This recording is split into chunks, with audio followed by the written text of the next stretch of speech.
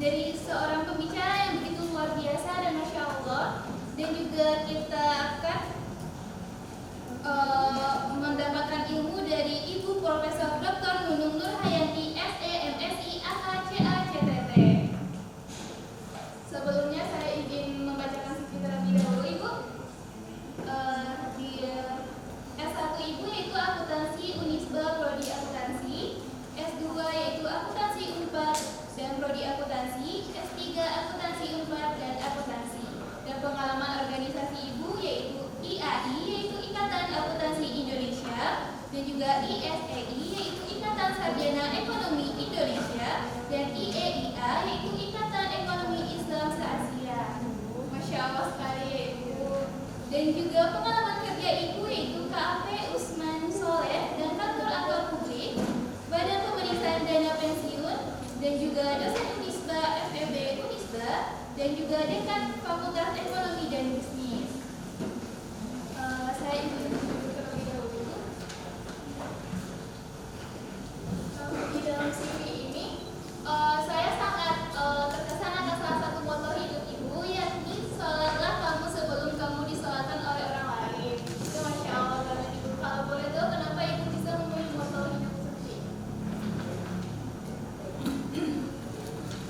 Baik adik-adik, moto itu ya memang itu sebetulnya dari kecil gitu ya. Pada waktu seandainya sholatlah kamu sebelum kamu disolatkan oleh orang lain.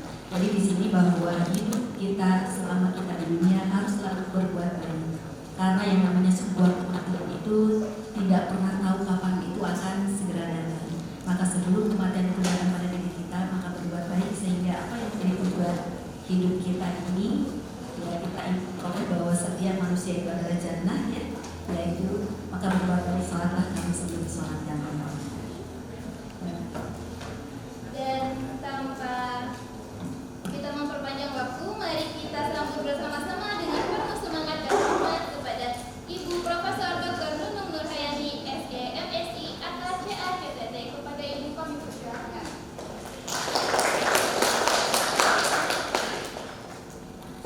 Terima kasih. Ya. Assalamualaikum warahmatullahi wabarakatuh. Waalaikumsalam warahmatullahi wabarakatuh. Baik adik-adik sekalian, alhamdulillah kami sangat bersyukur sekali ya dapat bertemu dengan adik-adik yang luar biasa. Ini adalah juga merupakan titipan Allah gitu ya. Adik-adik mendapatkan sesuatu yang berkah, walaupun hanya sedikit dari Baitul Mal. Tetapi mudah-mudahan dengan keberkahan yang diberikan oleh Baitul Mal, adik-adik bisa berprestasi sampai dengan jangka waktu yang kita inginkan. Adik-adik ini kan semuanya S1 semuanya kan ya? Kecuali Kak Hasan ya? Ada lagi yang S2 di sini? Ada. Fikom, dari Fikom. Yes, nah, alhamdulillah. Nanti terus lanjut lagi ke S3 Kak Hasan ya? Oke. Adik-adik di sini coba Ibu pengen tahu dulu yang dari Fakultas Syariah ada berapa orang? Oke, dari Fakultas Dakwah? Dari Fakultas Tarbiyah? Lalu dari Fakultas MIPA? Lalu dari Fakultas Psikologi? Lalu dari Fakultas Hukum? Lalu dari Fakultas Teknik? Fakultas Fikom? Fakultas Ekonomi? 2. Lalu Fakultas Kedokteran? 1 ya. Alhamdulillah ternyata 10 fakultas yang ada di Unisba, alhamdulillah semuanya mendapatkan berkahan ya. Tapi ini baru sedikit ya. Karena karena memang pendapatan yang diperoleh oleh khususnya Baitul Mal ini masih belum menyeluruh, karena belum adanya suatu regulasi dari tingkat rektorat bahwa seluruh sivitas akademika yang ada di Unisba, baik itu teknik maupun dosen, wajib berjangka. Sedangkan di pemerintahan ini sudah mulai, tetapi di Unisba sebagai Universitas Islam Bandung ini belum. Dan ketika kita menggulirkan hal semacam itu, sebetulnya Pak Rektor sudah menyambut baik. Tapi ternyata masyarakat akademiknya yang memang ada banyaknya pro yang tadinya sudah banyak masuk ke ini Backlog, tapi pada diambil lagi gitu ya. Nah ini barangkali salah satu bagian dari kenapa mereka tidak mau berzakat, sedangkan zakat itu adalah merupakan salah satu bagian dari rukun Islam. Karena ada yang paham ya, kalau kita sedang melihat potensi zakat di Indonesia, subhanallah hampir 327 triliun. Akan tetapi tingkat perhitungan dana zakat itu cuma baru 6 sampai dengan 10%. Kenapa sih bisa terjadi demikian? Nah, karena memang terjadi demikian itu karena memang literasi di sini salah satu. Literasi zakat atau literasi syariah wakaf, literasi terhadap infak itu adalah masih kurang. Termasuk nanti yang akan kita bahas pada saat sekarang ini, kita adalah yang berkaitan dengan literasi keuangan. Tetapi judul yang diberikan adalah hidup berprestasi dengan literasi keuangan. Sebetulnya menarik sekali kalau kita di zaman sekarang, khususnya ada yang generasi Z, ya, ini luar biasa karena memang sekarang dengan perkembangan teknologi yang begitu tinggi, ini berbagai macam tantangan yang dihadapi oleh para khususnya mahasiswa ini banyak sekali. Maka bagaimana kita harus bisa mempelajari literasi keuangan. Next. Nah di sini karena memang kunci mengelola keuangan ini adalah merupakan masa depan yang sama. Orang-orang yang tidak dapat seandainya mengelola keuangan, adik-adik kan dikasih amanah sama orang tua ya. Walaupun seandainya ada berbeda-beda, ada yang dikasih besar, ada yang dikasih kecil gitu ya. Tetapi kalau kita tidak bisa mengelola keuangan itu dengan baik, maka ya udah uang segitu habis begitu saja karena kita bisa tahu kemana kan uang itu. Sedangkan uang itu adalah amanah ya, yang suatu saat akan dipertanggungjawabkan. Next. Nah, kenapa sih literasi keuangan ini sangat penting sekali khusus para mahasiswa generasi Z? Jadi bisa berdiri saja ya. Karena ada tahu ya di sini supaya mahasiswa ini tidak terjebak di sini keuangan dan mampu merencanakan masa depan yang bijak, aman dan bertanggung jawab. Bayangkan oleh adik-adik, ibu pengen tahu coba ya. 1 bulan sama orang tua dikasih berapa? 300 1 bulan atau 1 minggu? 1 minggu ya. Berarti dalam jangka waktu 1 bulan 1,2 cukup nggak?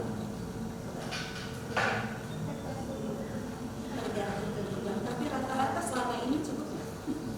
Cukup-cukupin. Berapa sebulannya? Oh dikasihnya per hari berarti orang Bandung ya. Sehari berapa dikasih? 20.000. Berarti total dalam jangka waktu seandainya 30 hari kurang lebih hampir 600.000. Tetapi makan di rumah masih di rumah ya. Oke, cuma berarti barangkali khusus untuk transport saja. Coba ibu dari sini berapa per bulan dikasih orang? Ya dikasih karena dibantu dia pulang pergi.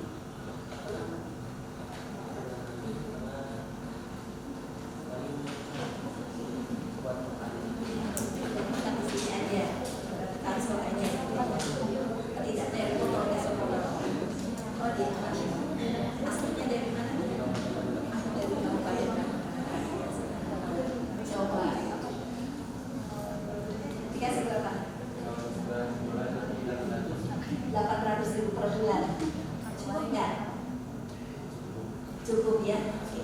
Ternyata memang kita lihat kebutuhan. Ada yang 1,2, ada yang 800, ada yang 600. Kita ambillah kalau yang dibantu masih sama orang tuanya, teman barangkali kalau kasih motor, kasih hanya bensin, makan tetap di rumah gitu ya. Tetapi kalau yang dari luar ke Bandung, kita harus hitung.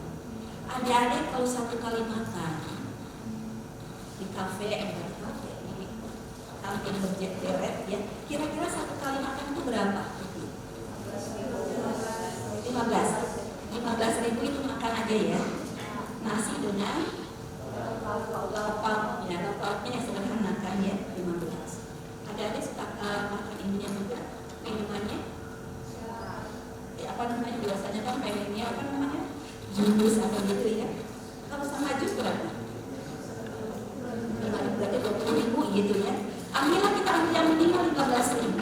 Dari 15.000, ada 1 hari itu berapa kali makan?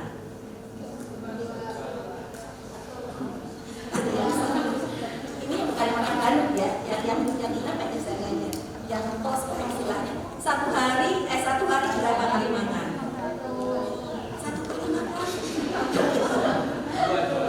Minimal kita ambil 2 gitu ya. Kalau satu kali makan. Tapi memang bisa juga satu kali minum air semacam gitu ya.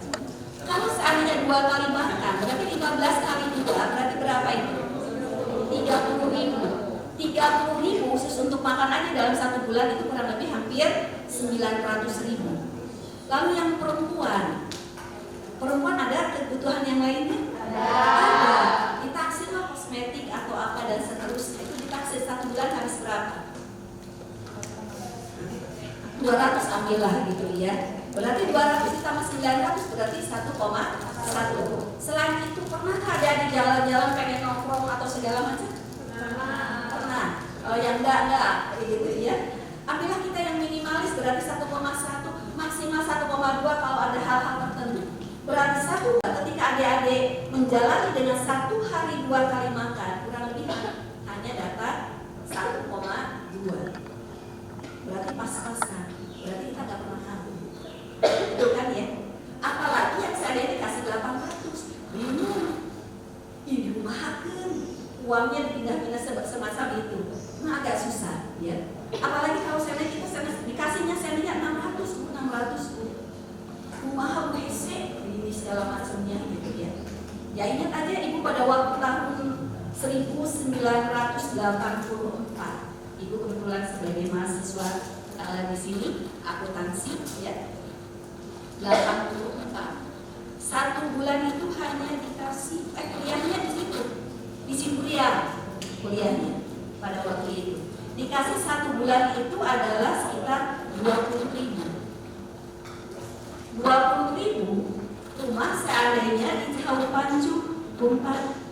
Kalau kita hitung kalau naik mobil itu seandainya dari Simpang seandainya sampai ke Dago itu adalah seandainya 1.000.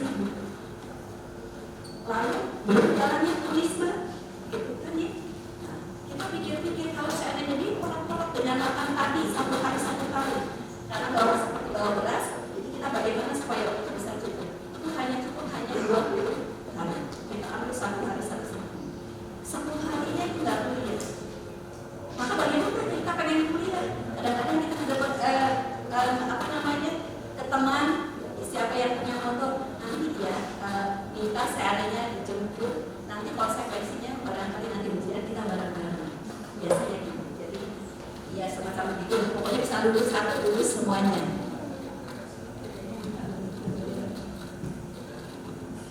Jadi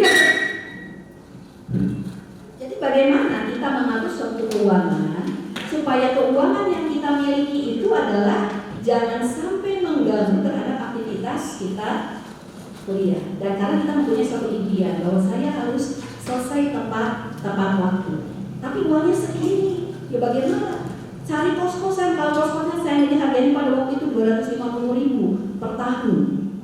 Kalau 250.000 per tahun berarti kalau sendirian cari yang dengan bertiga atau cari dengan berdua.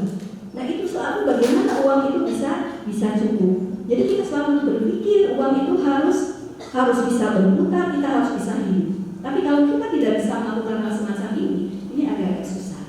Gitu. Nah disinilah yang dikategorikan sebagai literasi keuangan. Apalagi sekarang dengan teknologi yang tinggi banyak sekali tawaran-tawaran dari pinjol untuk saya punya kuliah bagi yang tidak memiliki uang, udahlah nanti pinjam aja pinjol karena diberikan suatu kemudahan dan seterusnya. Ini godaan-godaan segitu banyak. Lalu paylater juga mudah orang yang senantiasa beli seadanya ke Shopee dan seterusnya. Gak punya uang pinjam aja lah nanti kalau punya orang tua masukin lagi. Nanti lama-kelamaan dari bank untuk perubahan. Lalu dengan hangot di sini. Ini juga kan kadang-kadang kalau mahasiswa kan pengen nongkrong-nongkrong ya, yuk kita ke kafe ke sana. Itu juga uang sebetulnya. Godaan-godaan semacam itu selalu ada buat mahasiswa. Tapi selalu bagi yang seandainya mahasiswa, Bu itu adalah pekerjaan yang memang tidak bermanfaat. Saya mah kesini adalah amanah, saya kuliah, udah aja saya belajar di rumah. Oke, bisa juga. Dan itu pernah terjadi pada salah seorang mahasiswa dari ekonomi pada saat itu. Dia tidak pernah kemana-mana selama 4 tahun. Jadi dia cuma hanya Taman Sari dan Karya Laksana ke Unisba, semacam itu. Dia nggak pernah tahu kemana. Pada saat dia sudah selesai, karena kakaknya adalah teman, dia menyuruh seperti ke ibu, Bu antarin dia ke terminal. Ketika sama ibu dibawa ke terminal Kebun Kelapa, sepanjang jalan dia melihat kota Bandung. Karena nggak pernah tahunya cuma hanya Taman Sari Unisba. Ini ya seperti luar negeri ya, gitu. Jadi Bandung seperti luar negeri karena gedung-gedung ada seperti di sekitar ini melewati gitu. Emang selama ini kemana aja? Aku nggak pernah kemana-mana, cuma hanya tahu Bandung, Karya Laksana ke Unisba, cuma hanya itu saja. Jadi sayang juga kalau seandainya kita gunakan hidup kita hanya untuk itu. Sehingga apa? Kemampuan kita di dalam melihat situasi, organisasi maupun yang lainnya tidak bisa kita capai. Jadi tolong itu tinggal gitu ya. Oke, next. Nah, jadi intinya kalau seandainya kita kenapa penting buat para mahasiswa ini mencegah perilaku konsumtif dan uang yang tidak perlu. Kenapa sih di sini? Karena mahasiswa tentang tergoda terhadap gaya hidup. Jadi karena mahasiswa yang awal-awal ini dalam masa pencarian jati diri. Jadi ketika pencarian jati diri dia akan mencari gaya hidup yang mana yang harus aku tiru gitu ya. Seperti nongkrong, belanja online atau cicilan pay letter. Di sini pemahaman keuangan membuat mereka mampu menahan konsumsi berlebihan dan menghindari jeratan hutang. Jadi kalau dia paham terhadap nilai uang, dia ingat juga bahwa dia kesini itu adalah amanah untuk mencari sebuah ilmu, maka hal-hal semacam ini dia redam. Tidak akan terjadi hal semacam ini, gitu ya. Next. Lalu juga di sini dengan suatu saat adik-adik bisa memahami terhadap literasi keuangan, adik-adik nanti suatu saat akan menyusun prioritas keuangan sejak dini. Jadi dengan literasi keuangan ini mahasiswa akan memahami mana kebutuhan, mana keinginan. Jadi ketika kita seandainya ini memang sesuatu yang butuh dan merupakan sebagai skala prioritas, itu harus menjadi bagian yang kita inginkan. Lalu bagaimana cara menyusun anggaran? Nanti kita akan lihat. Lalu bagaimana cara mengelola dana darurat, cara menabung secara konsisten, gitu. Boro-boro nabung, gitu kan ya? Karena uangnya nggak ada. Nah, kalau hal-hal semacam ini dia memahami terhadap literasi keuangan, maka ini akan membentuk suatu kebiasaan keuangan sehat hingga dewasa. Nah, dampaknya juga ketika kita mengalami kendala pada waktu kuliah, sering banyak susahnya, itu membentuk suatu pribadi kita menjadi seorang yang mandiri. Jadi adik-adik akan ini. Tapi berbeda pada saat seandainya kita hidup di dalam kondisi serba mudah, ya. Minta orang tua sering dikasih, tetapi ketika dia sudah selesai dia menghadapi masyarakat, maka kehidupan mereka ini agak lebih sulit. Tapi kalau yang seandainya kita sering mengalami istilahnya cobaan-cobaan lah, ini cobaan jangan dianggap sebagai sesuatu yang kenapa sih orang semacam begitu, enggak. Tetapi itu adalah merupakan pengembangan pribadi kita supaya bisa mentalnya menjadi kuat. Dan ini juga terjadi, ya ibu nggak pernah ambil contoh-contoh yang ini, contoh-contoh yang ada di sekeliling kita ya.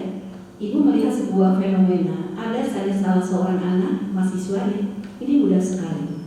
Maka sedikit apa-apa minta orang tuanya dan akhirnya ketika lulus dia akhirnya segala sesuatunya pengen instan. Dampaknya apa? Terjebak oleh pinjol dan seterusnya, mengakibatkan keluarganya hancur dan seterusnya.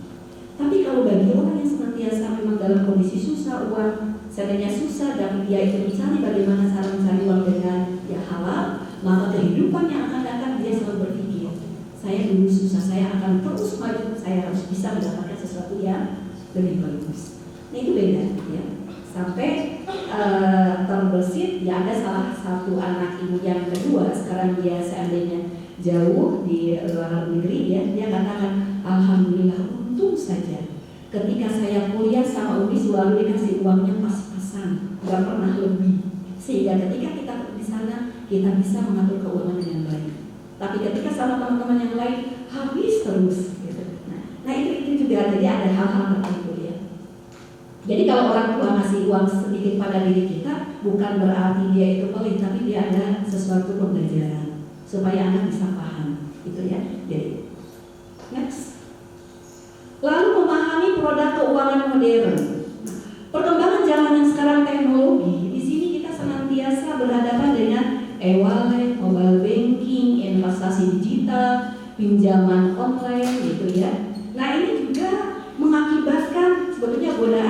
mengakibatkan kemampuan kita terhadap literasi yang berkaitan ini harus paham. Jadi kalau kita tidak paham ya susah. Apalagi kalau seandainya sekarang kita mau ke bank ini kan sekarang tuh udah mulai description. Jadi banyak customer service-nya itu yang kalau dulu banyak ya, sekarang itu cuma sedikit satu gitu kan. Ketika kita mau ambil uang seandainya di bawah 5 juta juga, itu ya nggak boleh seandainya ke kantor, tapi udahlah jangan masuk ke ATM. Kalau ke ATM, nyari lagi ATM-nya susah gitu kan. Kalau kita tidak memahami terhadap perkembangan teknologi, misalnya mobile banking, ya susah. Dia cari-cari dulu di mana ATM-nya, lalu dia harus cari dulu banknya di mana. Tapi dengan kemudahan mobile banking, dia mempunyai kemampuan pemahaman terhadap mobile banking, maka dengan hanya klik selesai, semuanya bisa terlaksana. Jadi kemudahan teknologi, ya, pinjaman online dan lainnya. Kalau kita sudah memahami terhadap semacam ini, maka pertama, dengan literasi keuangan membantu mereka memilih produk yang aman dan halal, lalu juga serta menghindari penipuan finansial, karena kita senantiasa melihat banyak orang-orang yang mempunyai uang yang tidak mempunyai kemampuan literasi terhadap keuangan. Dia ingin mendapatkan keuangan secara instan, maka dia lakukan investasi bodong. Banyak seandainya operasi biru, ya, dia menawarkan hasil seandainya sebulan 10%. Kalau kita pakai logika berpikir, orang 10% ini lumayan gitu ya. Ternyata kan kita lihat kalau di BI itu 1 tahun kita menabung bank itu cuma hanya 4 dan 5% per tahun.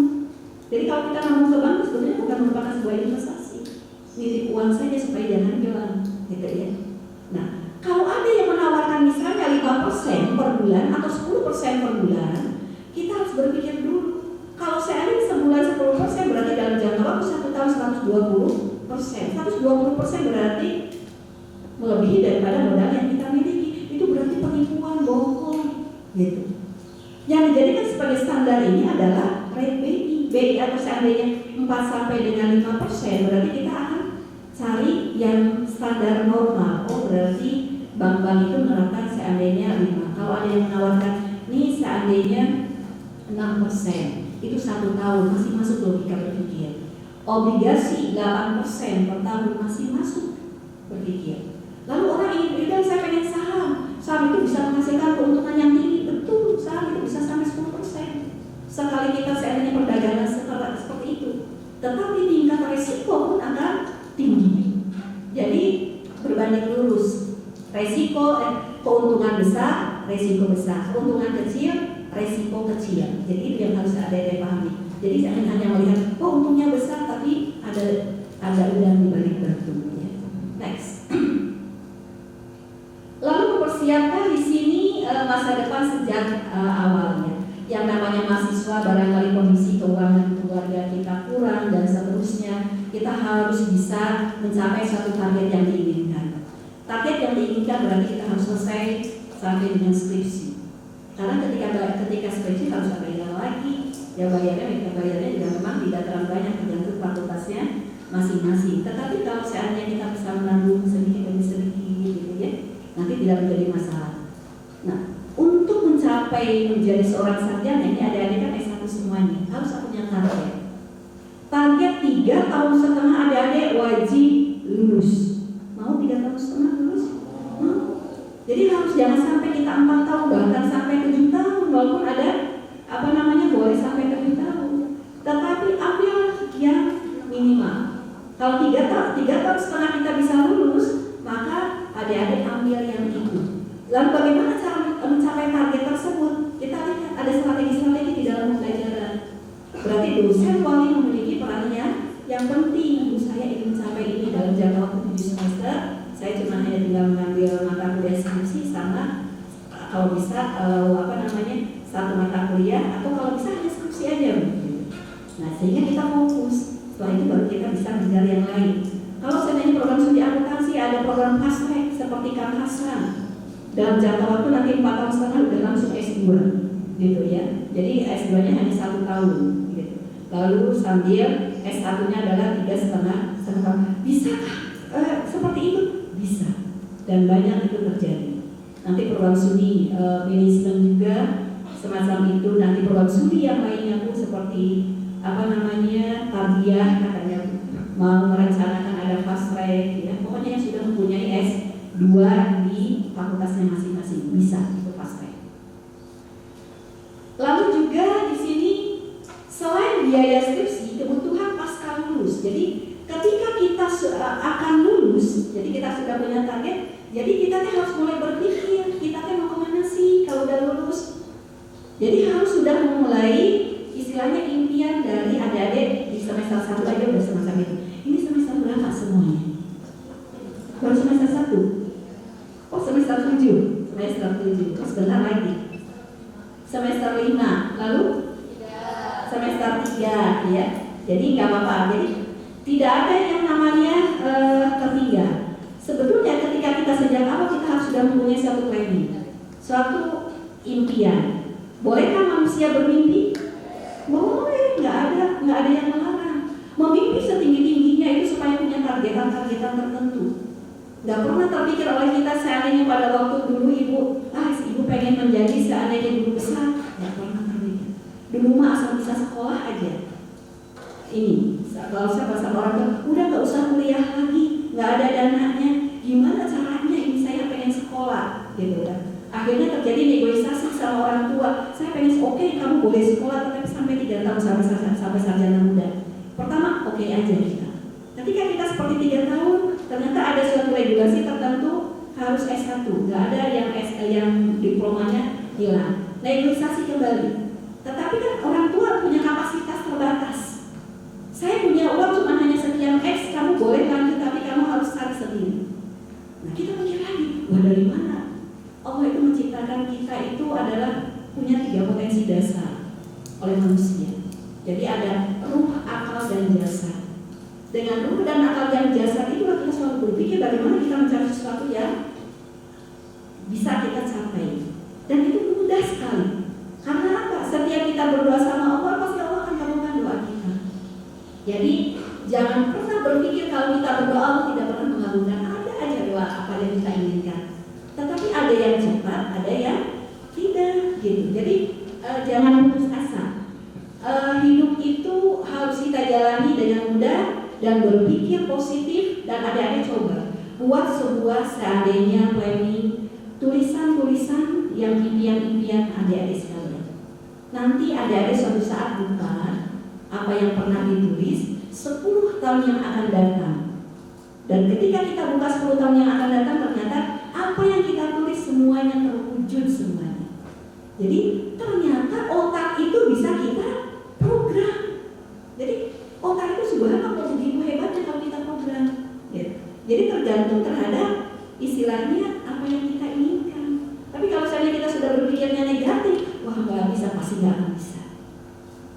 Nah itu jadi ternyata termasuk juga jodoh pun. Jadi ada saya pengen seandainya pengen jodohnya suami saya adalah seorang dokter. Bisa bu, bisa. Sering-seringlah datang ke fakultas kedokteran. Nanti suatu saat kan ketemu gitu kan. Aduh saya pengen ketemu, pengen suami saya mah dari ITB bu, kadang-kadang ITB gitu. Ya sering-seringlah sering kesalaman, ikutan pengajian, banyak mahasiswa di sana gitu. Insya Allah itu cita-cita. Jadi segala sesuatu yang kita inginkan harus ada actionnya. Nggak mungkin kita harus diam hanya nggak ada ikhtiarnya. Terus saya pengen dokter, tapi diam aja di rumah belajar aja, nggak mungkin loh datang gitu. Jadi ya sesuatu yang kita inginkan kita kejar sesuai dengan yang kita harapkan. Insya Allah semuanya akan tercapai. Next.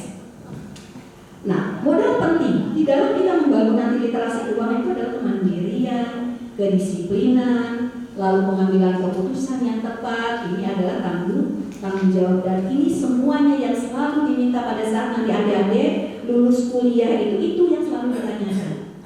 Dan yang sekarang ditambah lagi, kebanyakan yang seandainya perusahaan-perusahaan yang minta, satu, apakah mahasiswa yang bersangkutan aktif dalam organisasi atau tidak.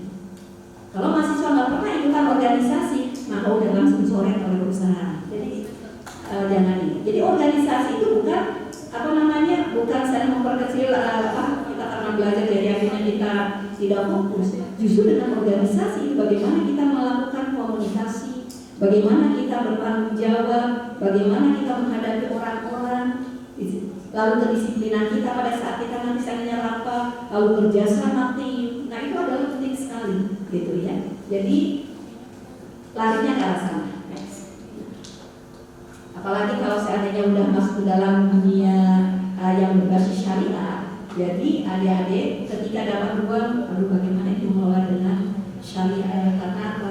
Harta yang kita miliki itu adalah nanti akan diminta pertanggungjawabannya oleh Allah. Lalu apakah harta yang kita miliki sudah dijalankan atau belum dan seterusnya, ini basisnya nanti syariah. Next. Nah, jadi kita mulai berpikir, oh begitu banyaknya ya kalau saya memahami terhadap konsep keuangan. Lalu gerangan apa sih yang dikatakan literasi keuangan itu, gitu ya? Apa sih sebetulnya literasi keuangan? Nah, ternyata literasi keuangan ini adalah kemampuan mengelola, merencanakan, dan mengambil keputusan cerdas tentang sumber daya finansial Anda. Di mana literasi keuangan di sini adalah merupakan fondasi yang kuat untuk meraih prestasi akademik dan profesional tanpa terbebani masalah uang. Jadi kalau kita sudah memahami terhadap literasi keuangan, mengelola keuangan dengan baik, dengan benar, tidak pernah terpikirkan oleh kita, aduh nanti kita gimana keuangan kita dan seterusnya. Karena kita sudah merencanakan dari awal. Gitu. Next. Nah ini kalau menurut jasa keuangan ini harus sampai sama. Serangkaian aktivitas atau proses untuk meningkatkan pengetahuan atau knowledge, keterampilan konsumen maupun masyarakat luas, lalu kompetens agar dapat mengelola keuangan secara lebih baik. Jadi intinya mengelola keuangan secara lebih baik. Next. Lalu literasi keuangan juga di sini kemampuan seseorang untuk memahami, mengelola dan mengambil keputusan keuangan secara bijak berdasarkan pengetahuan dan keterampilan yang dimiliki. Mencakup apa saja? Bagaimana kita membuat sebuah budgeting? Jadi ketika kita mengelola keuangan itu yang gimana sih mengelola keuangan gitu. Pertama adalah kita mampu mengatur anggaran budgeting kita. Anggaran itu yang bagaimana sih Bu? Anggaran itu pada saat ada menerima uang dari orang tua kita sebagai mahasiswa, karena kita belum bekerja ya, kecuali yang sudah bekerja. Ya.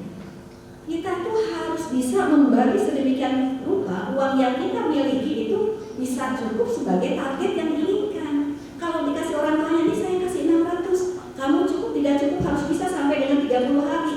Kita harus berpikir, gimana cukupnya?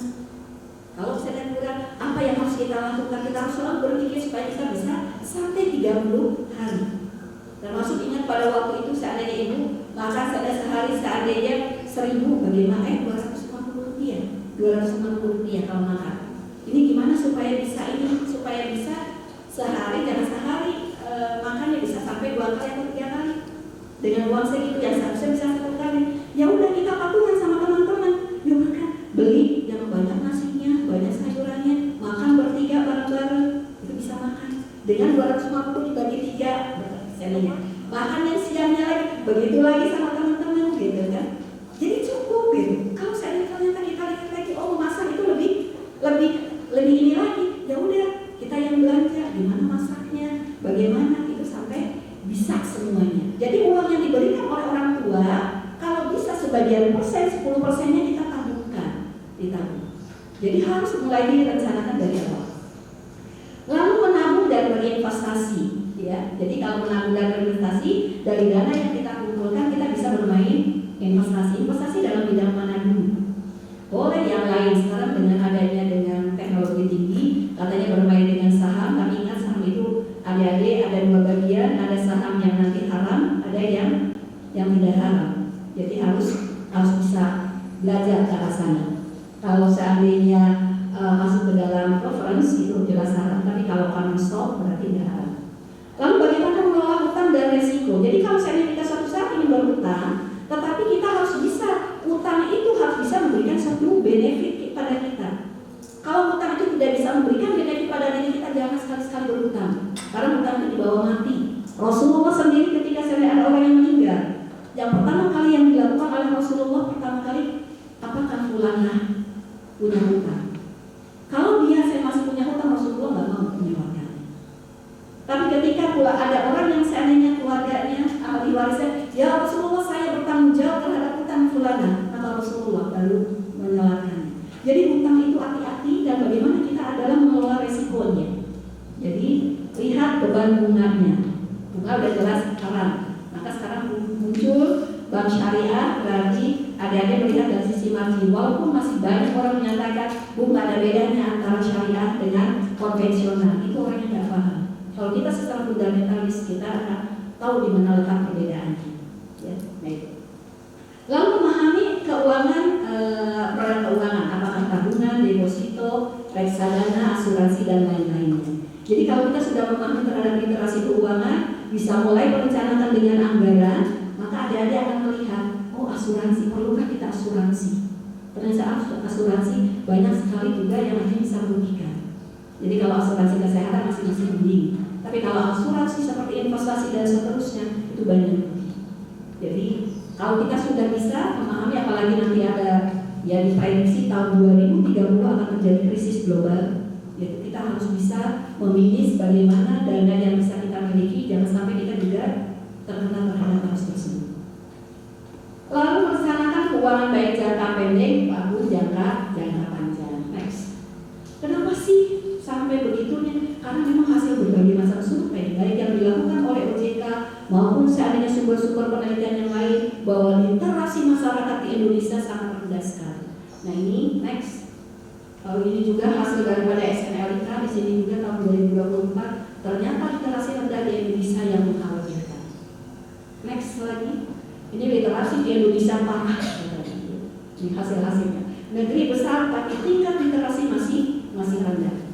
Lalu peringkat negara tertinggi dengan minat baca tertinggi di ini. Ternyata Indonesia juga merupakan bagian yang ini pada nggak mau pada baca, literasinya rendah sekali. Nah ini yang terus-terusan literasi terus-terusan ini diinikan, dipromosikan di Indonesia, tapi tetap aja nggak pernah tinggi-tinggi gitu ya, baru sedikit-sedikit. Nah, indeks minat baca di Indonesia juga mencapai hanya 0,01%. Next. Jadi malas baca. Jadi menjadi generasi harus melek finansial. Karena kita lihat di Indonesia saja ternyata tahun 2013 masih 21,84%, 2016 naik lagi 29,66%, 2019 35%, 2024 masih di sini sekitar 45%. Jadi masih tetap rendah. Nah, di sini generasi muda semuanya ya. Nah, ini ada beberapa strategi nasional literasi keuangan Indonesia, harus cakap keuangan, sikap perilaku terhadap keuangan harus bijak, ya, akses keuangan juga dan seterusnya. Next. Ya. Jadi kita harus punya handal terhadap mengelola keuangan dengan literasi finansial. Jadi yang bagaimana sih semacam ini? Kalau kita melihat ke arah sini, ya ini hampir sama ya. Contoh investasinya sekarang yang mulai beranjak di sini. Emas, deposito, obligasi emas sekarang mulai tinggi. Tahun 2024 itu emas masih ditawari masih harga 1 gramnya itu baru 1 juta. Tapi tahun sekarang cuma baru 1 tahun itu pergerakannya sekarang sudah mencapai 2.200.000-an. Dan ini akan diprediksi dengan adanya nanti global yang semakin ini akan bisa mencapai sampai 3 juta harga emas macam itu ya. Nah di sini berarti ada mulai dari sekarang harus mulai buatlah perencanaan keuangan dari awal, dari mulai sekarang ya. Jadi harus mulai belajar, cari dan seterusnya. Next.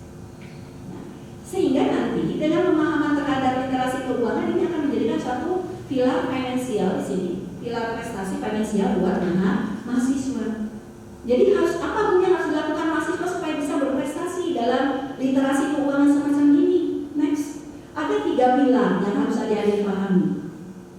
Yang pertama adalah bagaimana kita mengelola anggaran, yaitu budgeting. Ya, fokus utamanya adik-adik harus mengenal dan membedakan kebutuhan dan keinginan. Kemana alokasi dana itu harus dikeluarkan secara proporsional, jadi proporsional. Jadi adik-adik yang tadi Ibu katakan bahwa ketika kita memiliki dana, kita harus bisa bijak memprediksi di dalam 1 bulan ini apa saja pengeluaran kita. Jadi kalau memang sesuatu yang tidak perlu, coret-coret gitu kan ya. Jadi uang yang dikasih sama orang tua, Ibu selalu ingat, cukup, tidak cukup, maka selalu sama anak. Ini kasih uang saya 1 bulan 1 juta, ini kurangi Pokoknya cukup tidak cukup harus cukup, kecuali kalau buku, gitu. Jadi mereka itu selalu berpikir, sampai kalau seandainya mereka minta lagi, takut. Akhirnya mereka selalu berpikir di belakang, akhirnya bagaimana mereka mencari uang, yaitu dengan cara berjualan dan seterusnya, menjadi affiliate dan seterusnya. Dan ternyata sekarang ini adalah merupakan banyak mahasiswa-mahasiswa kita ini sekarang sudah mulai belajar mencari uang sendiri, ya. Tetapi jangan tergiur juga menjadi seorang affiliate yang sekarang ada di marketplace atau seandainya sekarang TikTok ini yang sedang marak-maraknya. Saya mendapat uang 1 miliar dalam 1 juta dalam 1 tahun. Saya setiap bulan mendapatkan 300 juta atau seandainya setiap hari minimal 10 juta. Terbesit oleh anak-anak muda yang sekarang yang senantiasa generasi Z itu adalah pengen instan cari uang. Wah, menarik sekali momen-momen promosi semacam itu kan. Akhirnya mereka juga belajar. Bagi yang fokus dan konsisten, bisakah? Bisa tercapai dan banyak terjadi. Tapi kalau seandainya kita tidak konsisten, ikutan semacam begitu, kita cuma hanya sekali-sekali dan semacam itu, ya sama aja, justru banyak keluar uangnya. Karena seperti ibu usia sudah di atas 60 tahun, ya. Ketika usia 60 tahun, kalau ibu tidak mengikuti perkembangan zaman juga, ya susah. Ya ibu harus bisa seperti kalau itu, bu, Shopee Pay supaya makan gampang, GoFood atau seperti Gojek, Grab gitu. Ya harus bisa. Kalau anak-anak nggak ada kan, jadi belajar dulu. Oh ternyata gampang ya. Jadi kalau udah bisa, ya bisa. Ketika sekarang lagi musim TikTok-TikTokan gitu, itu betul gitu.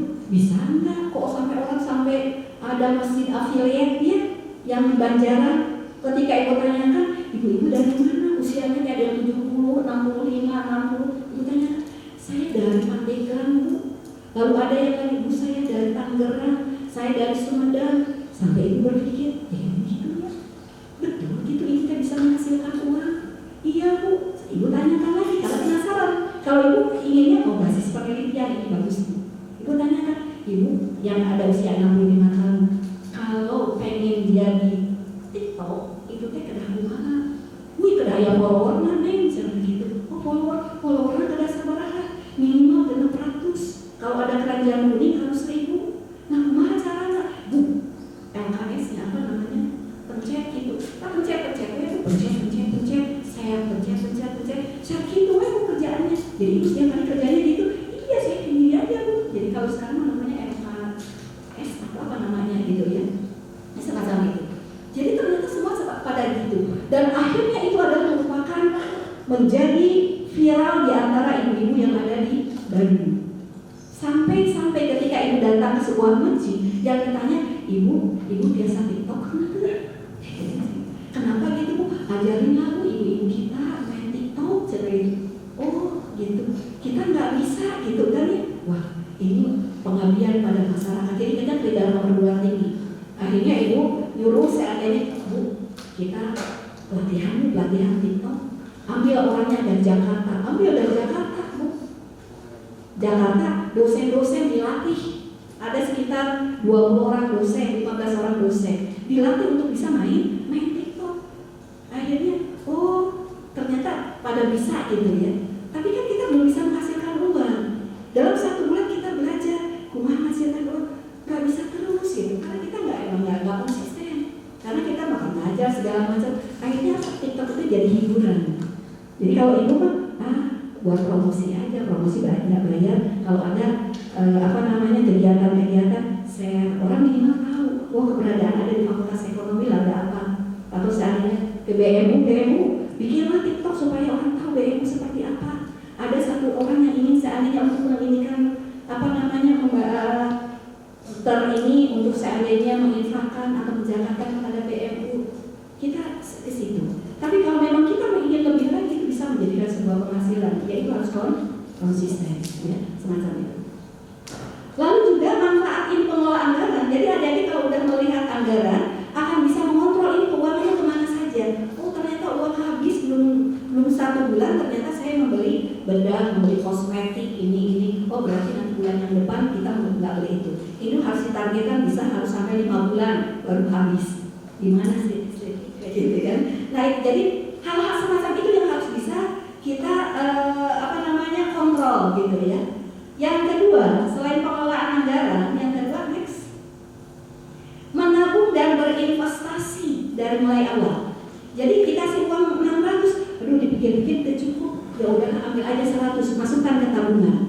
500, bagaimana kita mengelola uang dengan 500? Biasanya kalau yang 600 itu orang tuanya masih di Kota Bandung, cuma hanya untuk buat makan saja. Ketika buat makan, ya udah kita bisa seandainya ambil nasinya dari rumah. Ya udah di sini tinggal beli apa, atau seandainya dari rumah ambil nasi sudah ada lauk pauknya, ada telur, kita goreng, bawa makan, gak apa-apa, gak usah malu dengan bawa makanan kita. Uangnya kita simpan. Nah semacam itu. Jadi kita harus mulai menabung dan berinvestasi. Fokus utamanya adalah menyisihkan dana di sini, menyisakan, lalu memahami time value of money. Jadi uang sekarang ini adalah lebih berharga dibandingkan dengan uang pada masa yang akan datang. Ya ibarat seperti yang tadi, kebetulan emas bisa 1 juta sekarang, ternyata 1 tahun yang akan datang ternyata dia sudah mencapai 2 juta. Jadi ketika kita mempunyai uang sekarang, kita harus bagaimana uang itu bisa menghasilkan nanti konsep pada masa yang akan datang. Nah ini time value of money itu harus bisa harus ada di dalam diri kita supaya kita bisa paham. Lalu manfaat prestasinya ini akan membangun kemandirian finansial, dana darurat untuk hal tak terduga. Jadi kalau kita sudah menyisihkan bagian dari dana, pasti ketika ada hal-hal yang memang darurat itu kita sudah punya. Oh saya punya tabungan yang bisa kita nanti keluarkan ya, di sini. Misalnya kalau suatu saat biaya riset, nah bagi adik-adik sekalian yang semester 7 dan seterusnya, apalagi yang semester 1, itu banyak sekali beasiswa yang berkeliaran. Jadi kalau seperti adik-adik beasiswa dari Dikti, itu namanya beasiswa unggulan, itu ada. Lalu ada beasiswa apa lagi banyak. Lalu bagian semester 7 mau selesai, banyak sekali beasiswa LPDP, beasiswa yang seandainya dari Indonesia atau seandainya bahkan ke luar negeri. Pak Balata, asal kita kemampuan berarti bahasa Inggris. Berarti kita kejar, berarti harus ada bahasa Inggris, kita dapat ini, maka IELTS minimal seandainya 7 atau 6,5 harus kita kejar. Ya. Jadi itu harus kita membuat semacam itu. Karena mau tidak mau, apalagi dengan konsep Unisba sekarang ini adalah untuk global, ya. Jadi untuk internasionalisasi, maka kemampuan bahasa itu adalah sangat penting. Jadi adik-adik harus sudah mulai dari sekarang, karena kita sudah dengan perusahaan multinasional juga sudah kerjasama sudah banyak. Jadi kalau seandainya masuk ke multinasional itu kita berbahasa Inggris sudah biasa. Nah ini ada beberapa mahasiswa akuntansi juga yang di multinasional yang tadi saya nggak bisa bahasa Inggris, tapi ketika laporan keuangan harus menyatakan sama bahasa Inggris, mau tidak mau saya dipaksa. Dan sekarang akhirnya alhamdulillah sekarang jadi saya lancar bahasa Inggrisnya karena berhadapan dengan orang Korea, orang Jepang gitu ya, macam-macam. Jadi itu adalah sangat penting. Next, yang ketiga adalah manajemen resiko.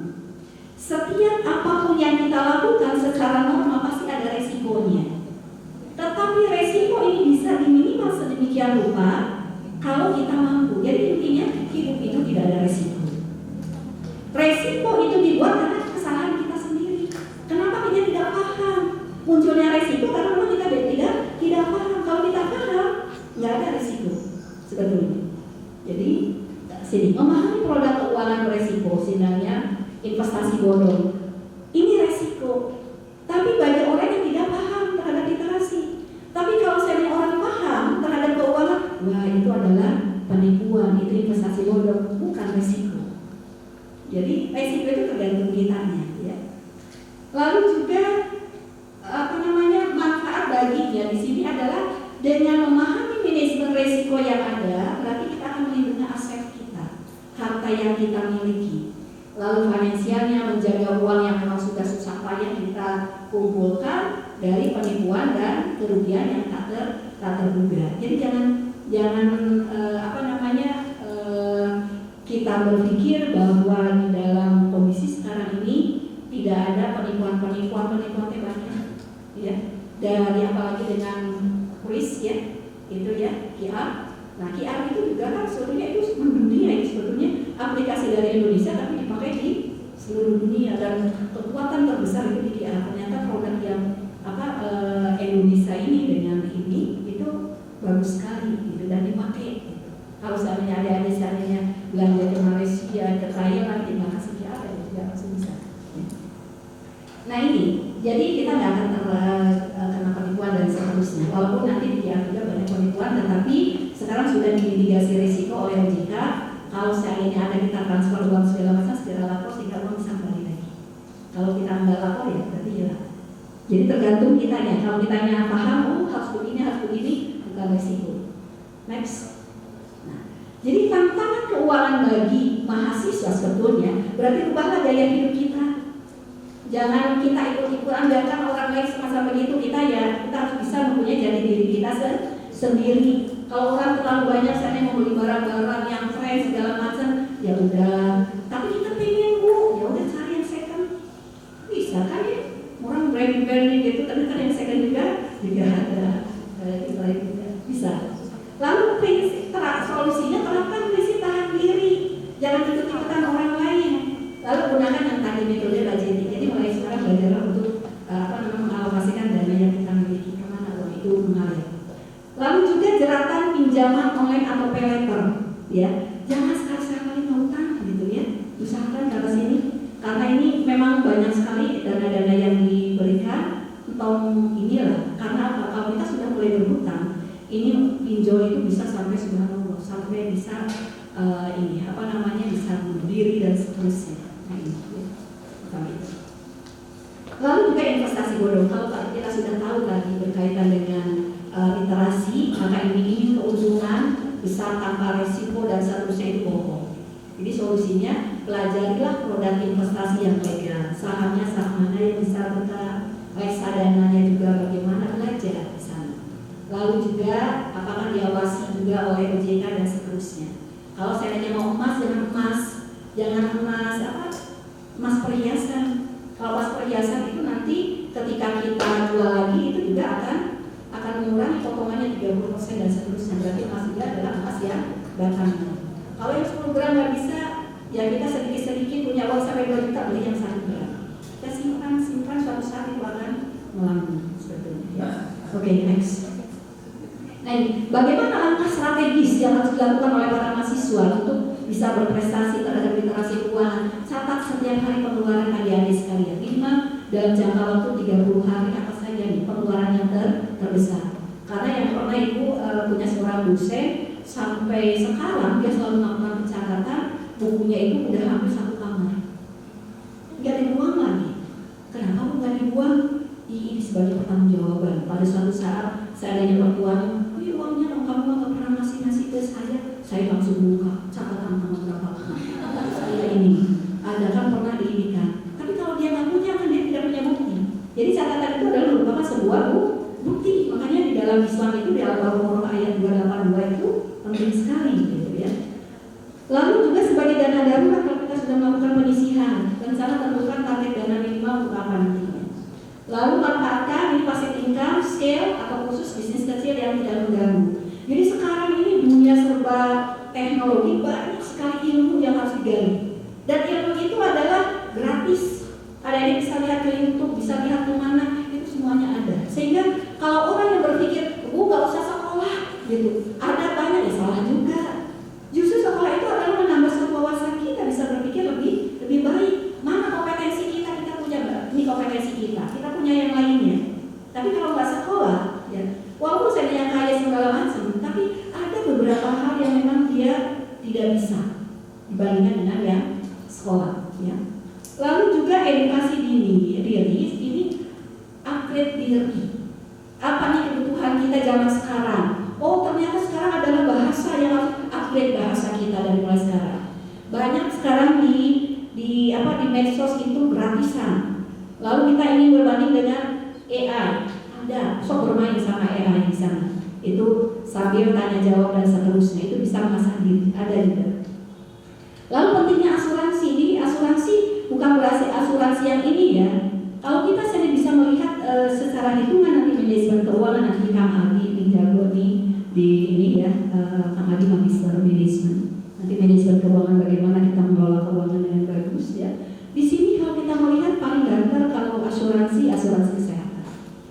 semakin tua kadang-kadang kita di kantor itu harus kita punya, karena semakin tua banyak sekali godaan-godaan, penyakit-penyakit yang timbul, ya, macam-macam. Next, ini langkah strategis dari mulai sekarang adik-adik paham. Nah, sudah selesai. Nah, sehingga nanti dengan memahami itu semuanya, adik-adik akan menjadi orang yang berprestasi. Kalau dalam literasi keuangan, masa depan kita cemerlang, ya, kita tidak pernah diganggu oleh hutang dan seterusnya karena kita mengelola keuangan dengan baik. Maka adik-adik suatu saat akan menjadi orang-orang yang sukses dunia dan sukses akhirat.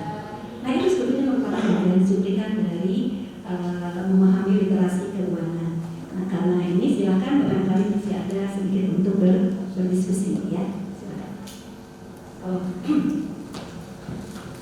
Terima kasih kepada Ibu yang telah memberikan pemaparan materi yang begitu termotivasi kepada kita itu, karena sekarang itu fenomenanya itu banyak Bu, kayak misalnya cewek-cewek Shopee bentar lagi 11.11 oh lagi diskon langsung check out, atau misalnya kayak sekarang itu udah nabung nih Bu, udah beli tabungan tiba-tiba ada uang cilok malah jajan. Jadi ternyata kita jadi tahu ya teman-teman gimana cara manajemen uang, dan juga gimana ternyata pentingnya dana darurat buat kita apalagi mahasiswa. Dan sekarang kita akan membuka sesi tanya jawab. Mungkin kira-kira terlebih dahulu mungkin berdiri dan memperkenalkan nama dan fakultas.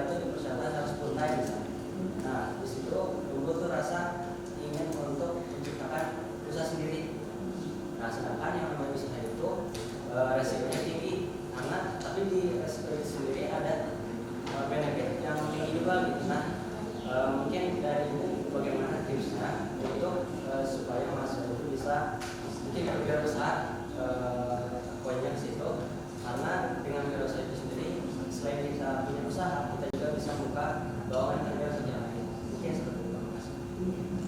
Langsung jawab atau ditampung? Langsung dijawab, memang betul ya. Ada kalanya pada saat kita kuliah kita ingin memiliki usaha sendiri. Tetapi ketika memiliki usaha sendiri, kita harus tahu produk apa yang memang memberikan suatu nilai jual yang tinggi buat masyarakat. Jadi adik-adik pasti harus paham juga. Kalau kita seandainya ikut-ikutan saja, ya, terus apalagi tidak diminati sedemikian rupa, maka akan hancur dalam jangka waktu 3 bulan ke depan, hancur paling lama 1 tahun. Gitu. Jadi yang pertama, kalau kita saya nggak punya modal itu sebetulnya kita bisa sambil kuliah tetap jalan. Nah, ini ada teman ya kebetulan melakukan hal semacam itu. Dia ada yang memiliki produk-produk. Ya dia istilahnya sebagai affiliate ya. Jadi dia memasarkan produk orang lain. Ketika dia memasarkan produk orang lain kan dia akan mendapatkan komisi. Tapi dia tetap kuliah. Kalau seandainya kita masukkan ke situ, seandainya dipromosikan, dia tetap kuliah jalan, ini bisa jalan. Ada sambil waktu dia seandainya ada waktu baru dia bisa lakukan semacam itu. Karena ini sekarang serba teknologi, ya. Tapi pun saya nggak pengen begitu. Saya pengen punya usahanya sendiri, boleh. Sekarang itu kalau memiliki suatu keuntungan yang besar, ini para mahasiswa ini adalah berwirausaha. Sekarang kita lihat, kita itu punya kemampuan dalam bidang apa? Oh, saya punya kemampuan nih, saya masaknya enak nih. Boleh, bikinlah masakan, lalu kita uji coba kepada teman-temannya sebagai bentuk tes foodnya dulu. Wah, enak nih, pasarkan. Oke, bisa, langsung kita pasarkan, masukkan ke GoFood. Tetapi ini ingat, karena kita masih kuliah, karena kalau memang pesanannya sedikit masih bisa kita kelola sendiri. Tetapi ketika pesanannya banyak, berarti kita harus meng-hire orang lain, harus kita didik semacam itu. Nah, nanti lama-kelamaan juga akan bagus. Tetapi itu ya kalau makanan segala macam itu berkaitan dengan selera, kualitas, ya. Jadi rasa. Kalau saya rasanya nggak enak, banyak persaingan juga akan tergilas sama yang lain. Tetapi insya Allah kalau kita promosi terus-terusan, jadi intinya ada di promosi sekarang digital marketing ya. Jadi apabila kita melakukan promosi besar-besaran, jadikan sebagai viral, maka kita akan boom. Jadi kalau seperti adik-adik bisa melihat ya, wah makanan ada di si X viral, gitu. Semua orang akan berbondong-bondong ke sana. Tapi kalau rasanya nggak enak, ya cuma hanya pada waktu itu saja. Tapi kalau rasanya enak, maka mulai promosi nose on nose. Jadi antar mulut enak loh makanan di sana, datanglah ke sana, gitu. Jadi itu bisa. Nah, bagaimana kalau saya itu? Bagaimana kita bisa membangun passive income? Kalau passive income memang tidak instan. Harus passive income itu adalah sesuatu pendapatan di mana kita tidak kerja pun uang bisa masuk ke kantong kita, gitu. Jadi kita harus mempunyai satu royalti. Nah, ibu dulu membangun seandainya semacam itu adalah pada waktu itu ibu tahun berapa mahasiswa selalu ngajak ke ibu, ini ibu ikutan ada kursus kewirausahaan, hayu ibu ikutan sama mahasiswa. Ketika kursus, wah jualan ternyata laku banyak tapi uang nggak bisa kembali karena banyak yang utang.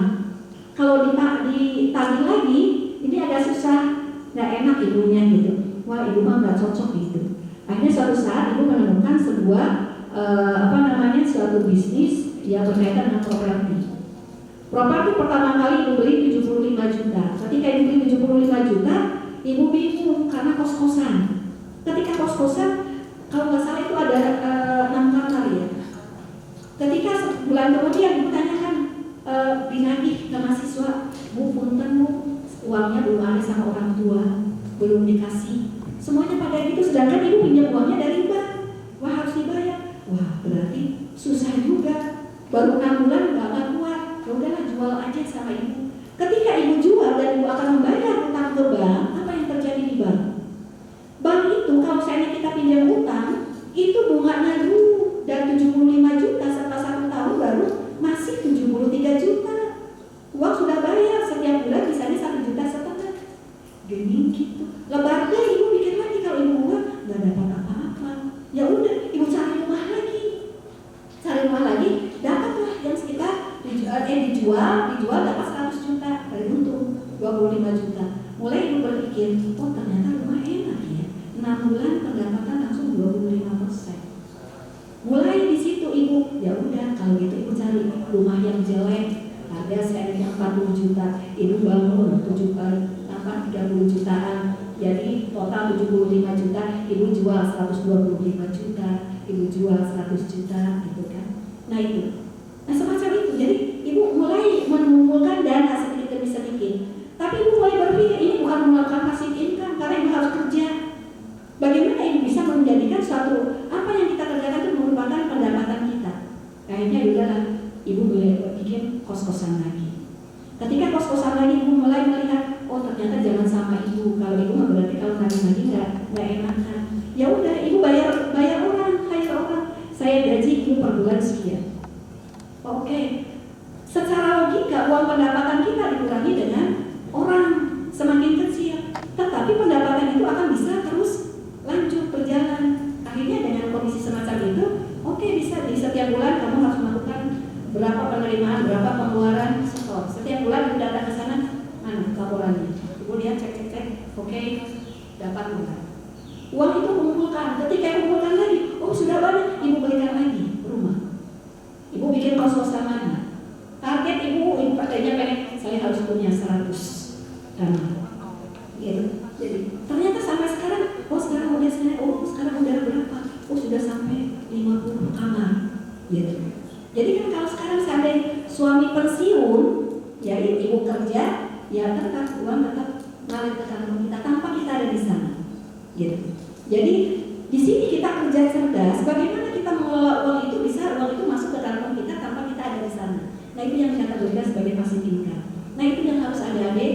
Ini kan ketika tadi kita punya satu produknya bagus, lalu produknya itu punya nilai jual, kita hire orang untuk melakukan, kita didik evaluasi dan kita jalan kemana saja apa terus alirannya di kantor kita. Semacam itu ya. Mudah-mudahan bisa mencari produk mana yang ecek bisa menjadikan pasif income. Kita harus pintar mengelolanya Betul. ya, agar kuliah kita tidak terganggu. Betul. Apakah sudah terjawab, Pak? Bagaimana kita buka persepsi selanjutnya? Ya. Gimana? Waalaikumsalam. Izin bertanya, kan tadi banyak yang bilang kalau sekiranya bank syariah itu sama aja nggak ada sama konvensional. Bagaimana cara kita membedakan secara sederhana bank syariah ini sudah tersebut konvensional atau tidak? Yang pertama, untuk yang kedua, kami sebagai mahasiswa, apakah ada tips-tips yang bisa Ibu sampaikan kepada kami? Apakah kita bisa investasi dari cara kecil, mungkin apakah dari obligasi, reksadana, ataupun saham, apa yang harus kita lakukan? Ya, oke, pertanyaannya bagus sekali. Apa yang membedakan antara bank syariah dengan bank konvensional? Sama, karena orang selalu menyatakan sama saja, beda. Kalau pertama dari produk-produknya, ya. Kalau bank syariah, bank konvensional dulu. Kalau bank konvensional itu pembiayaan. Kalau kita punya hutang, bayar pembiayaan misalnya multiguna atau apa gitu ya, maka kita akan pinjam, ya. Pinjam. Ketika pinjam itu kita akan dikenakan tingkat bunganya misalnya 15% per tahun. Jadi adik-adik nanti akan per bulan adalah sekian X.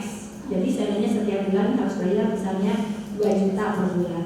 Terus 2 juta. Pada saat terjadi inflasi tinggi, maka bank akan menaikkan sepihak. Bisa saja bunga itu bisa menjadi 20%, bisa menjadi 25%. Bahkan terjadi pada waktu krisis moneter tahun 1998, itu bank sampai 60%. Sampai kolap, orang-orang tidak bisa melakukan pembayaran. Sampai banyak bank-bank yang dilikuidasi karena terjadi ras pengambilan, gitu. Nah itu karena konvensional. Tetapi kalau bank syariah ini beda. Kalau bank syariah misalnya produknya itu adalah produk murabaha, jual beli. Jual beli itu berarti ini berapa harganya, ini marginnya berapa, sehingga totalnya menjadi hutang X. Ini margin, jadi dianggap sebagai jual beli. Kan orang lihat, sama aja margin sama bunga, itu beda. Kalau margin ketika kita jual beli misalnya X, berarti kita harus melakukan pembayaran misal 2 juta, jangka waktu 3 tahun. Maka selama 3 tahun walaupun terjadi inflasi, walaupun terjadi krisis moneter, karena akad pertamanya adalah 2 juta, maka tidak boleh melakukan perubahan sama sekali. Jadi tetap. Jadi dia rate-nya karena udah namanya jual beli, ya udah sakit jualan pertamanya gitu, dia tidak boleh. Tapi kalau bank bisa melakukan perubahan, naik turun, maka dia katakan floating rate katanya. Jadi 5 tahun pertama adalah sekian X, 10 tahun kedua adalah menjadi floating rate-nya menjadi sekian. Nah itu bank ini. Itu pertama akarnya. Lalu yang kedua, di dalam bank syariah itu kalau terjadi seandainya transaksi murabaha, itu jual beli itu boleh negosiasi. Bagaimana negosiasi? Negosiasi seandainya ini marginnya adalah minta seperti 6%, kita terlalu tinggi, nggak boleh, kita boleh kan 5%, di situ boleh. Tapi kalau bank konvensionalnya, tapi kalau banyak masyarakat awam yang tidak paham, maka ketika datang ke bank syariah sekian persen, yang turun aja. Di sananya nggak boleh negosiasi, sebetulnya boleh negosiasi di sana. Jadi ke arah sana, ya. Jadi beda sekali. Apalagi produknya nanti ada produk mudharabah, produk musyarakoh, produk seandainya yang kalau kita sedang menggunakan bisa saja ijarahnya bisa ijarah mutahiyyah tamlik ataupun yang lain-lainnya. Ini konsepnya beda sama sekali. Nanti dari konsep itu dimasukkan di dalam akuntansinya juga berbeda. Itu ya. Lalu yang kedua, kira-kira bolehkah kita mahasiswa berinvestasi? Boleh sekali. Saya mau punya uang cuma 1 juta dikumpulkan dalam jangka waktu 1 tahun. Boleh investasi apa? Investasi ke saham boleh. Saham itu kamu stok, tapi sahamnya itu harus saham-saham yang memang yang diinikan di indeks saham Islam. Jadi yang tidak ada dorong ya di sana. Jadi harus sahamnya adalah saham biasa, gitu. Tapi jangan sampai saham preferred, saham istimewa. Kalau saham istimewa itu bunga yang digunakan, maka itu jelas haram.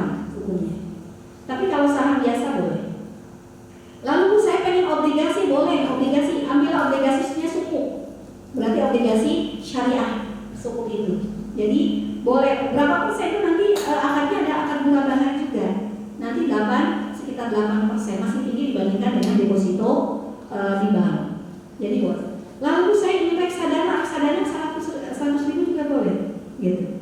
Apalagi sekarang dengan adanya medsos ya, di Tokopedia, Shopee Pay, ya, itu ada semuanya untuk saham beli 100 ribu boleh.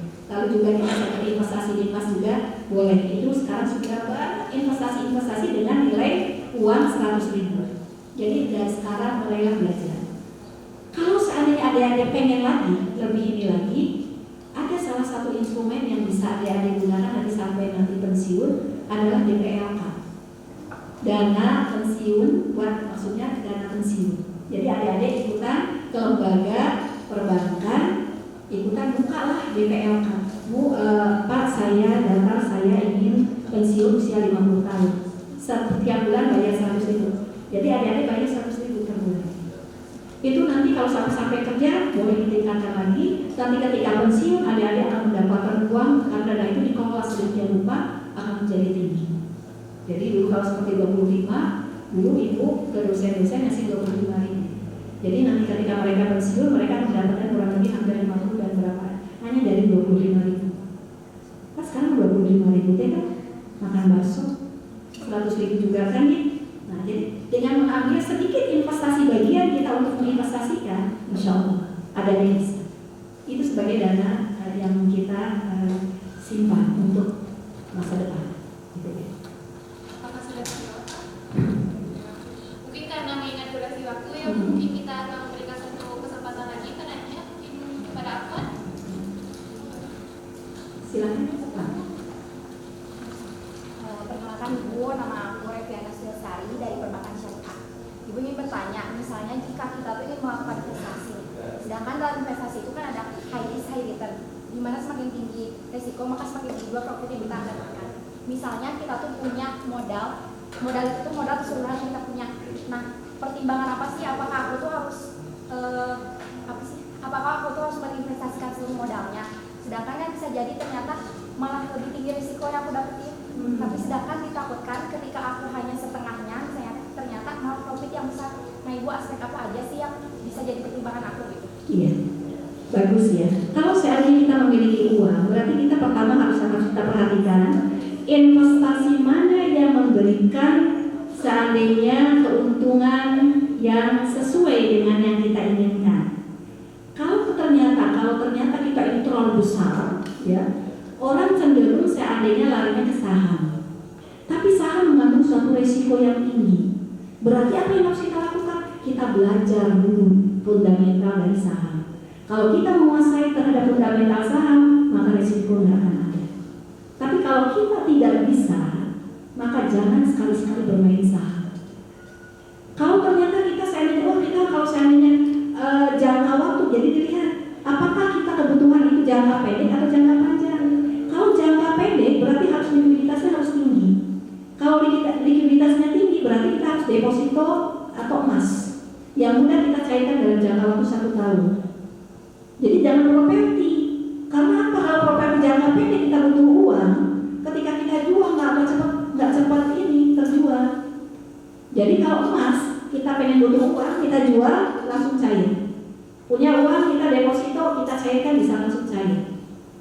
Tapi kalau seandainya jangka waktunya uang ini itu seandainya menganggur, seandainya untuk jangka waktu 5 tahun, boleh kita 50 kita seandainya depositokan, seandainya. Lalu 30% bisa kita gunakan untuk usaha, kita punya usaha. Karena yang paling tinggi keuntungan sebetulnya bergerak usaha. Rasulullah sendiri menyatakan bahwa orang kaya itu adalah 9 dari 10 itu adalah berasal dari berdagang. Berdagang itu keuntungannya besar, bisa 100%. Kalau kita punya kemampuan, nah sekarang ini yang dimiliki oleh para anak-anak muda, mereka itu semuanya berjualan. Kenapa berjualan usaha itu tinggi? Karena keuntungannya tinggi dibandingkan dengan yang lain. Misalnya ada nasi, beras harga 15.000. Lalu kita olah sedemikian rupa dengan seandainya dengan ada gas dan seterusnya, berarti harga pokoknya misalnya jadi 30.000. Lalu dari 1 kilo yang 15.000 itu kita bisa mendapatkan kalau busuk gede-gede itu 8 mangkok besar. Tapi kalau kecil-kecil bisa 13. Ternyata yang kecil itu harganya 7.000. Kalau yang gede harganya 10.000. Gitu. Atau kita ambil yang minimalis, yang gede itu 8.000 lah. 8.000 dikalikan seandainya dengan 8 ya. Harga 8.000 dari 8.000 yang kita dapatkan itu dikalikan berarti 64.000. 64.000 tadi modalnya 30.000. Berarti ada keuntungan 34.000 untuk 1 kilo nasi beras gitu. Berarti keuntungan itu adalah 100%. Maka wajar anak-anak ITB, kenapa ITB membuka kewirausahaan? Karena dia melihat peluang yang bagus bahwa dengan berwirausaha menjadi kaya. Gitu. Dan orang-orang kenapa seperti manajemen gitu banyak mahasiswa karena dia berpikir ke arah situ. Tapi kalau kita tidak memiliki kemampuan untuk literasi ke arah sana, ya tetap saja kita nggak bisa. Jadi kita harus bisa merancang mana keuntungan mana yang bisa memiliki nilai jual yang tinggi tetapi dengan tingkat resiko yang rendah. Jadi jangan menginvestasikan dalam satu keranjang, tapi diversifikasi terhadap beberapa investasi supaya kalau yang ini rugi masih ada. Jadi intinya kalau dianggap itu jangan menyimpan telur dalam satu ini, tapi simpan di beberapa tempat supaya terjadi keuntungan bisa menambah lagi, kalau terjadi kerugian bisa terjadi subsidi silang. Nah itu, jadi intinya ada rasanya. Cari kira-kira apa kemampuan yang bisa kita miliki dan kita kuasai itu supaya tidak terjadi risiko. Mudah-mudahan adik-adik kalau udah bisa paham semacam itu mengenai yang berkaitan dengan keuangan apapun juga, adik selalu berpikir dan ada mitigasi risiko. Dan semuanya pasti akan lancar semuanya sampai depan, termasuk juga kuliah. Targetkan 3 tahun dari mulai sekarang, kan berpikir kita bahwa kita harus sukses dari sekarang. Apa saja yang harus kita lakukan, insya Allah semuanya berjalan dengan baik dan lancar. Masih dapat jawab kan?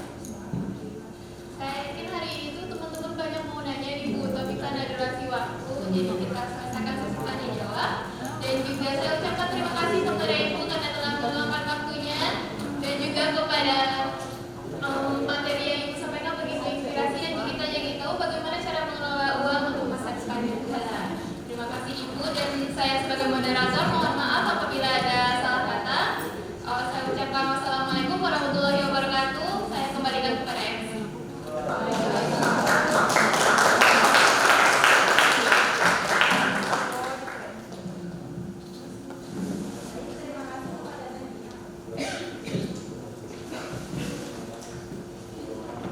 Baik, terima kasih kepada Teh Gina telah memandu acaranya. Selanjutnya